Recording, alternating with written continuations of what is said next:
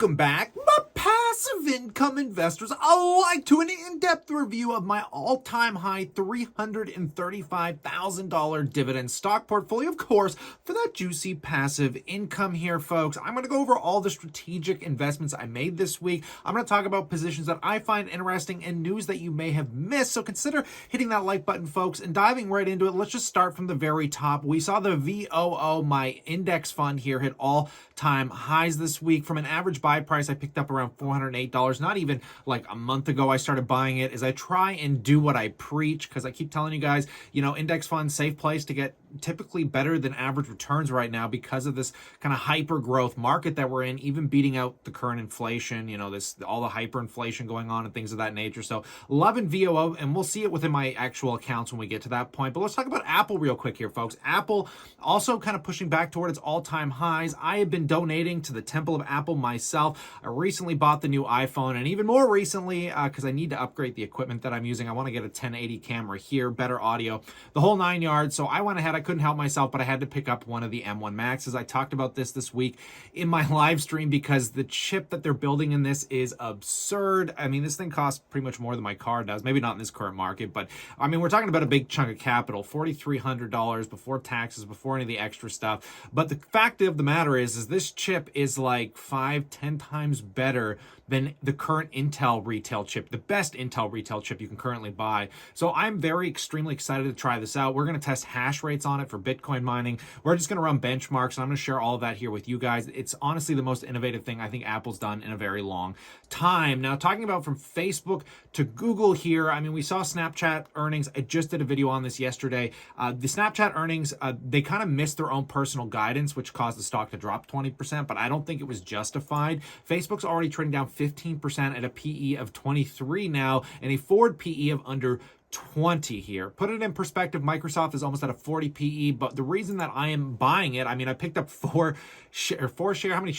I picked up 3 shares this week, guys, at right around 322. It looks like we're hovering down into close a little below where I purchased it. But guys, the price analyst target, the average analyst price target is $418 a share. The low price target was like 225 and the higher range was 500. I honestly think there's over 30% upside here in the near term, and I'm going to tell you that I'm going to be kind of moving my Facebook positions around probably early next year. I'll come back to that when we get into the individual accounts, but I want to talk about one more company first here, and that is some of the news with Tesla, which is also hitting all-time highs. We have been in this stock now since 2019. It has been one hell of a ride. I mean, we're taking a look from the time we started buying Tesla to where it is now, trading up 1,284%. What an incredible run fighting the Tesla FUD. And recently, Cathie Wood touched base on something that I think was very prevalent. Now, I'm sure you've heard the Tesla earnings, so we're not going to get into that, but just take a listen to this little snippet that I found in an interview.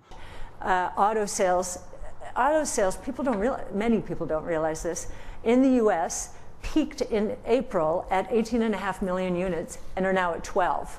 Now, that is not just chip shortages. Yeah. That is, I bought my car last year, I'm probably never buying another gas car again. I'm going to wait for an electric vehicle. That's what I think is going on, or some of what's going on. Right. So if we're right on that, then I think there's a lot of double and triple ordering in the system right now. This happens at the end of every cycle, and certainly when there is talk of building shortages. up your inventories, whatever they may be. Toilet paper, you know, tissues and all of that, Clorox. And so I do believe that after Christmas, we will see the other side of this. And we've already seen it with lumber. So then there's an easing, you think, then? Yes. I think a lot of prices will unwind. So inflation is transitory? I think it is. I know that's a dirty word now, but I think it is. So what I think Cathie Wood is saying here is that a lot of people aren't going to be buying cars. They've kind of stocked up. They want an EV to be their next car. So I think we might expect to see further declines, or at least some stagnation within the OEM or the old school auto sector. You know, these old, you know, GMs, Fords, etc. So we need to see if that is actually true. I think Tesla's crushing it right now. I still have a prediction that they're going to to take about 20 to 50% of the total cars sold probably before 2030 in the US. Globally, if they can just cap 20 or 30% of the entire market, probably most likely competing with China, because I honestly don't think most of the US old school manufacturers are even going to be around, but that's a discussion for another day here, folks. But getting back into this, taking a broader view look of the portfolio, I want to show you guys some performance here within the individual accounts. Bitcoin was crushing it. I almost hit a high of 9,500, kind of back down now. The volatility of Bitcoin's crazy. My utilities have been holding up. The REITs have been holding up beautifully. My Canadian banks have been holding up beautifully. And to show you guys kind of how all of this encapsulates within the accounts, starting off with the TFSA here, guys, everything's in the green pretty much. I'm a little down on Algonquin Power still. I got a lot of dividends sitting here, which I'm going to take them, and I'm not sure where I'm going to deposit them. I've kind of been flip-flopping between Algonquin Power, Toronto Dominion Bank, and MPW. Maybe give me a vote. Let me know in the comment section, what should I do with my dividends in this account? You think it should go in the Toronto Dominion Bank? You think it should go into Medical Properties Trust? Do you think I should keep buying my Algonquin Power utility? I'd love to hear about it. I always try and base it off the weightings within the portfolio here, but if we take a look, guys, I mean, I'm a little overweighted, REITs, maybe don't have to drive as heavy into that, but I could easily build up my utilities or my financial sectors, because both of those are roughly sitting at that same 13% weighting. So that's an opportunity there, right? But just taking a look at my other accounts real quick, my managed account where I hold some initial Facebook shares at 174 a share, up pretty fantastically in this account. And everything's green right now in this account, which is even better. But I do plan at the beginning of the year shifting the capital out of this account. I don't want any growth positions just sitting here. They could sit here in perpetuity, which would be fine. But honestly, I want to shift those, like I said, into my my corporate account.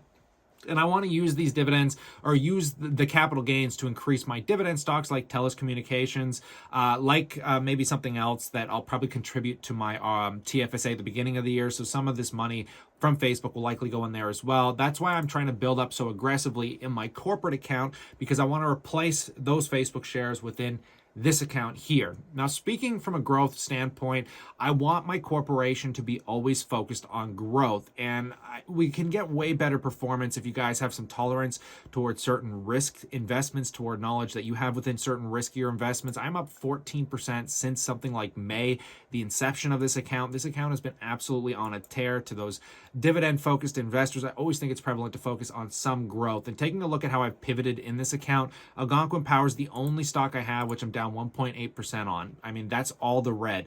Granite, one I've recently bought, I'm up 5.22% on. I do want to buy more of this, but as we mentioned here, folks, I am pretty heavy weighted in the real estate sector here at 17% of the entire portfolio. But damn it, I kind of like those REITs, because we're talking about utilities or not utilities, but we're talking about logistics and warehousing, which I still think is going to be huge into the future. But talking about Tesla, up 34% on these shares now, guys, almost $5,000 gain, even though Google took a bit of a hit here with the Snapchat news, up massively, well, not massively, but 5% is still really healthy. And then finally, Facebook, which we're flat on. Every time I buy shares, considering I just purchased them, it takes a little bit for RBC to update it, but I'm relatively flat on the overall position here, folks. So that is what encapsulates my entire $335,000 portfolio this week.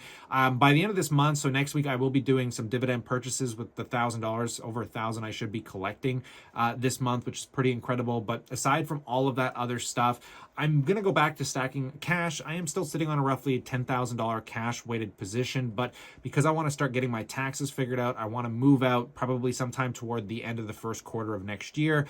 I want to just kind of make sure that everything is perfect the way I want it to be with these portfolios. I want to make sure my cash flow is a little bit higher from the dividend side, and I'll be pretty much pleased, because as I said, guys, I don't want one of these positions to be less than $10,000 or my conviction will suck. So perhaps I can get Bitcoin over 10,000. I got to get Granite Real Estate Investment Trust over 10,000, and everything else aside from Southern Company will be at what I would consider almost full weighting. So at this point, I'm going to pass the question off to you.